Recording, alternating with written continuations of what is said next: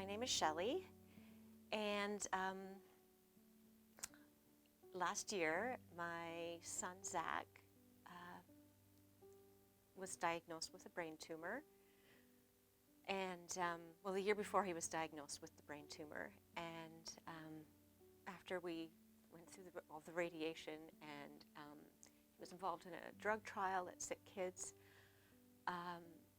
but the disease was progressing, and then all of a sudden it started to progress very quickly, and we were told that there wasn't going to be a way to save him, and the doctor that had come to the house let us know that it would be an option to go to Innisfree, and I hadn't even thought about it. I didn't even know.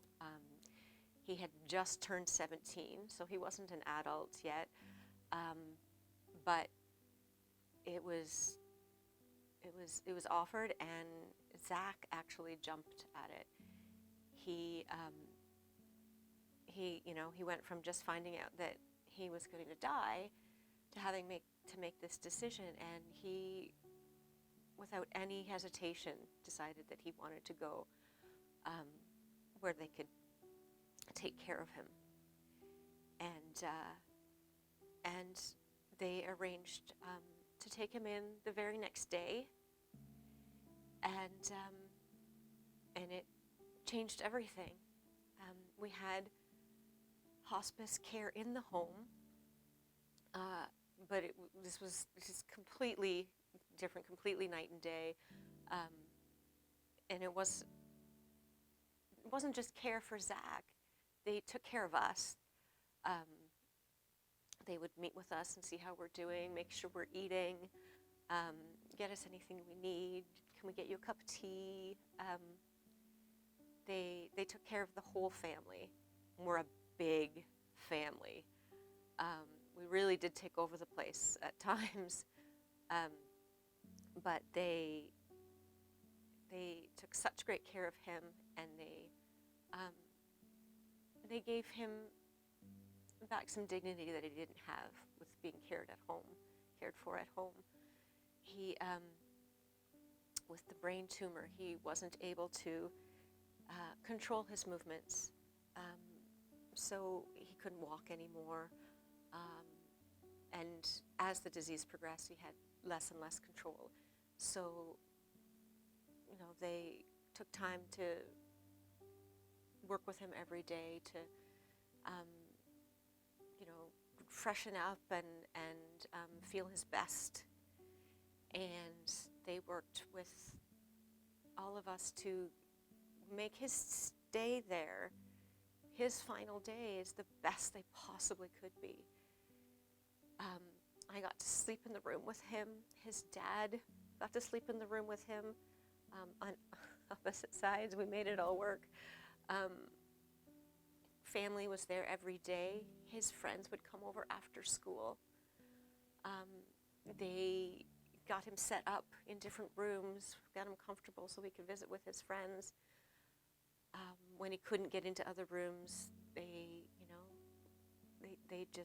were very welcoming to a bunch of teenagers that would sometimes just sit in the big room and do homework, waiting to see if Zach felt up to visitors that day. They made him special meals. They even helped us arrange a day out. We had an outing and went to see, he'd been waiting to see Captain Marvel for 3 years. Since the moment the industry started talking about that movie coming out, he was wanting to see it. So we got to take him out to see that movie. And, his spirits were good. And a large part of that was because of the care he was getting. He could only speak through text, really, at that point. So, and he was making jokes, and he would entertain his friends when they were there, make jokes, and it was everything. They bend over backwards to make sure he was not just comfortable, but that he was having good moments still at the end. I mean, it's the type of person he always was too. Leave it to him to be a teenage boy facing his last days, and he's worried about everybody else and entertaining everybody else. But they really enabled him to do that and be his best self in those awful days. They took a nightmare situation and they made it bearable. We had good times. It was awful, but there were still good moments. And I think that there's no better way he could have spent those last days